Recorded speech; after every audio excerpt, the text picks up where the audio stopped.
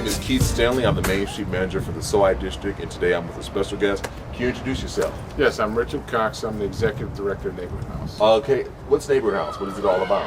Neighborhood House is about serving the community. We've been in place for 63 years. We were founded in 1945 by Father Gutman.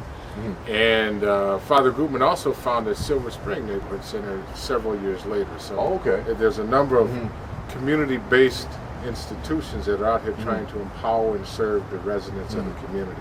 The Neighborhood House has just been about it for the last 63 years. 63 years, wow. And we provide programs and services for children from infancy all the way through seniors. We have programs for seniors, so we try to deal with people through their whole lifespan here at Neighborhood House. Wow. And have you, through your 63 years of being, have you been at this location?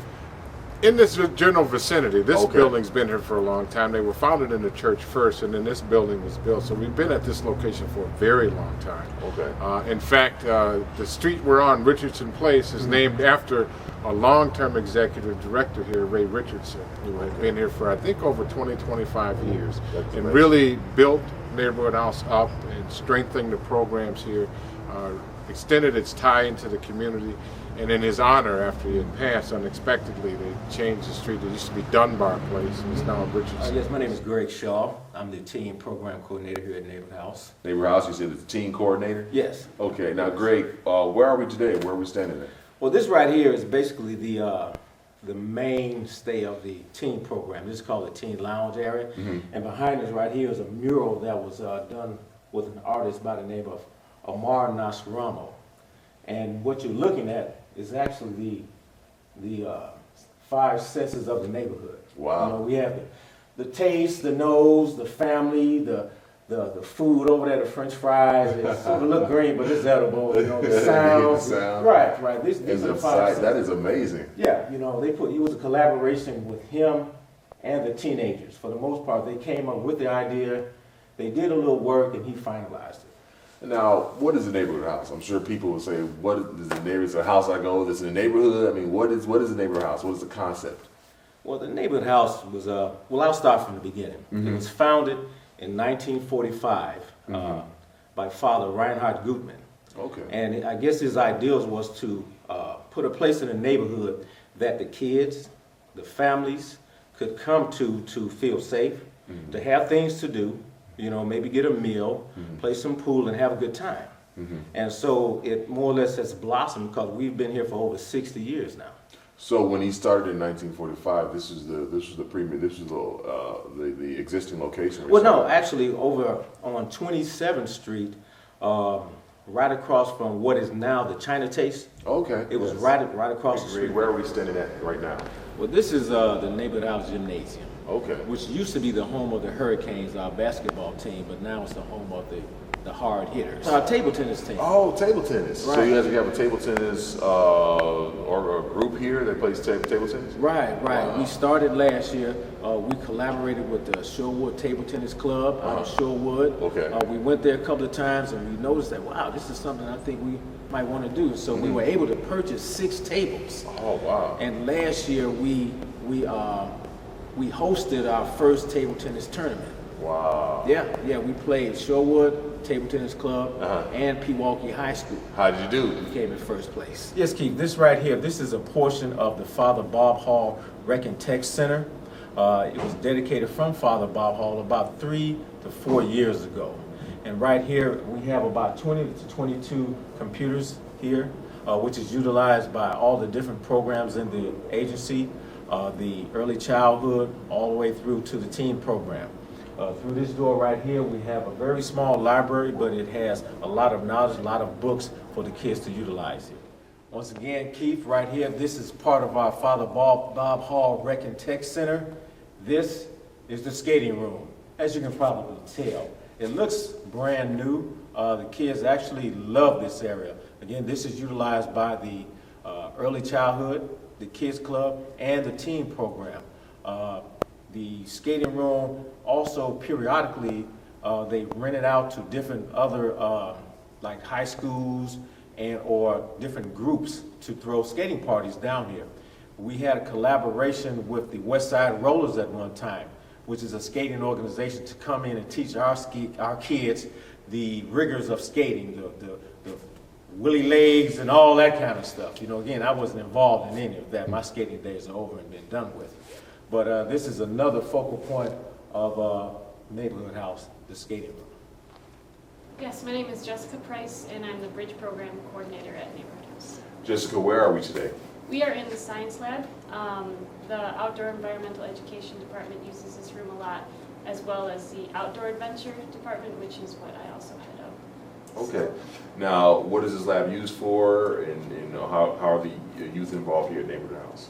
Well, we have different animals here. We have turtles and cockroaches and ball python. You tell me you said cockroaches? Lots of cockroaches. Cockroaches? Mm-hmm. Just what cockroaches we find on the street, or Madagascar hissing cockroaches. Madagascar hissing Yes. cockroaches? Because, Go ahead. well, we use them we started with very few and they multiply like crazy, so now we have a whole thing of them. But we use them to show the kids, for one, to be comfortable with bugs, and we have a whole thing about not killing bugs, even out at the Nature Center, because we want to learn about them, and And it's they all play a about being role. respect. And they play, right. and the bugs play a role in our environment. Right, so learning about how they affect us and learning about them so there's not so much fear. So that's what we do with the cockroaches, because they can see.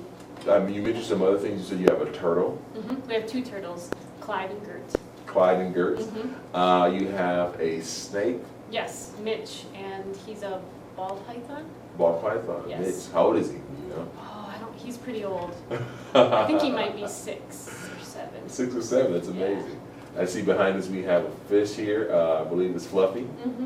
And you have also something that's very interesting that I will not be interviewing today, and that is We have Tilly the tarantula. Tilly the tarantula. How old is Tilly the tarantula? I'm not sure how old she is. Wow. But And do the kids, are they involved in the feeding process? They just not only learn how these animals interact with the environment? I mean, give us an insight on how the kids learn from this experience with these animals. well, for the cockroaches, besides the fact that we'll use them to explain different parts of the bug, we also do mazes. So they'll have a whole day to make, or whole part of the day to make mazes out of paper, and then they'll put the cockroaches through the next time and see if they get out of the maze or whatever. So we do stuff like that, where it's just something creative, but they're getting comfortable with the outside nature at the same time. And then we don't feed Mitch or anything, the snake, with the kids, because it's not something enjoyable to watch. But they are able to hold the snake and pet Mitch and kind of get comfortable with him.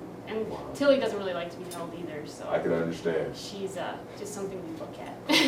And so how does it work out? How do they go about feeding Mitch and Tilly?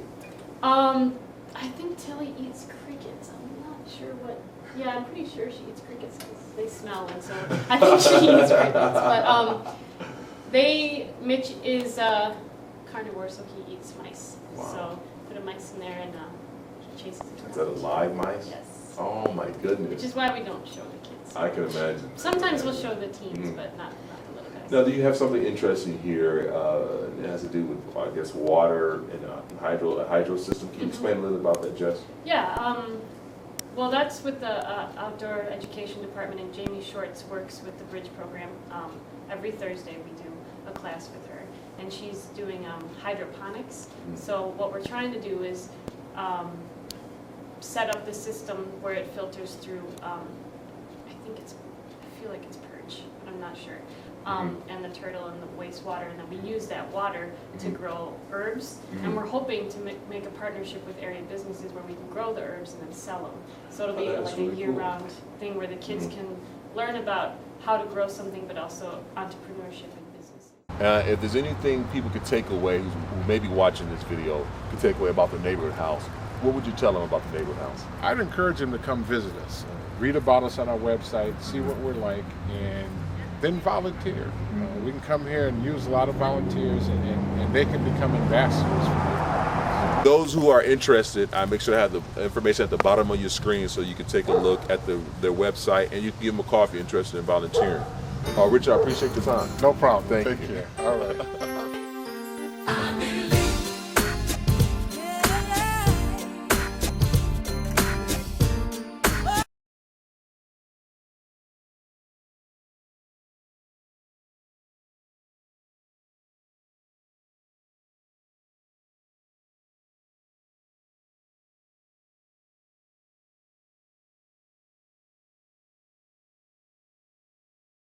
Take care. All right. These grants. It's like, dang it.